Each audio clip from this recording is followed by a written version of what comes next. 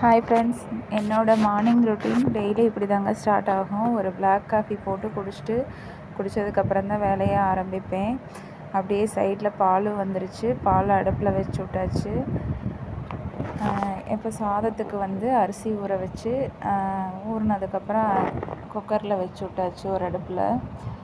இது மிளகு, சீரகம், பூண்டு மிளகு சாதத்துக்காக 1 ஸ்பூன் மிளகு, நான் 3 ஸ்பூன் மிளகு, 1 ஸ்பூன் சீரகம் இதை பொடி பண்ணி எடுத்துக்கணும்.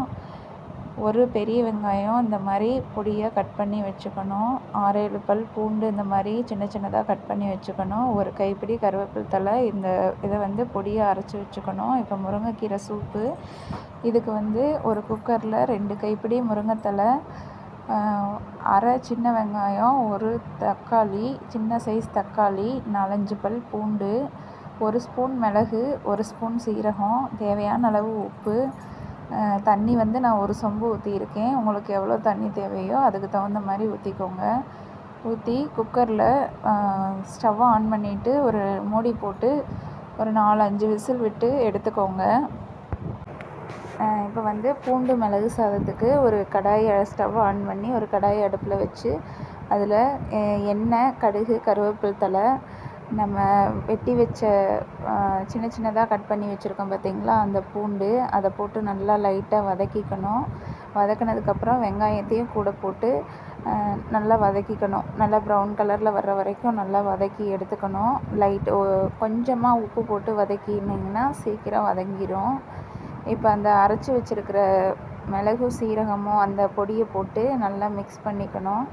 மிக்ஸ் பண்ணதுக்கப்புறம் இது நல்லா வெங்காயம், பூண்டு கூட நல்லா மிக்ஸ் ஆகணும். மிக்ஸ் ஆனதுக்கப்புறம் நான் கொஞ்சமாக ஒயிட் ரைஸ் எடுத்து வச்சுருக்கேன். அதை போட்டு நல்லா கிளறிக்கணும். நல்லா ஃப்ரைட் ரைஸ் மாதிரி நல்லா கிளற நல்லா டேஸ்ட் கொடுக்கும். நல்லா இந்த மாதிரி கிளறி எடுத்தீங்க அப்படின்னா பூண்டு மிளகு சாதம் ரெடி. கொத்தமல்லி தழை இருந்தால் போட்டுக்கோங்க, நல்லா வாசனையாக இருக்கும். இதுதான் இன்றைக்கி லஞ்ச் பாக்ஸுக்கு. இதுக்கு தொட்டுக்கிறதுக்கு இந்த மாதிரி பேட் அப்பளம் தான் நான் பொரித்து கொடுத்துருக்கேன் என் பையனுக்கு.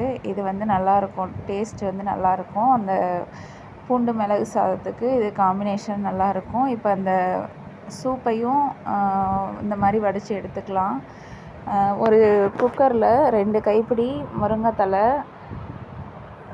ஒரு சின்ன சைஸ் தக்காளி, அரை பெரிய வெங்காயம் சின்னதாக கட் பண்ணி போட்டுக்கணும், 4-5 பல் பூண்டு, 1 ஸ்பூன் மிளகு, 1 ஸ்பூன் சீரகம், தேவையான அளவு உப்பு, 1 சொம்பு தண்ணி ஊற்றிக்கோங்க. உங்களுக்கு எவ்வளோ தண்ணி தேவையோ ஊற்றிக்கோங்க. ஊற்றி குக்கரில் ஒரு 4-5 விசில் விட்டு, விசில் வந்ததுக்கப்புறம் அந்த தண்ணியை மட்டும் இருத்துட்டு, அந்த இருக்கிற தலையோடு அந்த தலையை பெரும்பாலும் தூக்கி போட்டுருவாங்க. தூக்கி போடாமல் இந்த மாதிரி அரைச்சி அந்த வடித்த தண்ணியை ஊற்றியே வடிகட்டி குடிச்சு பாருங்கள்.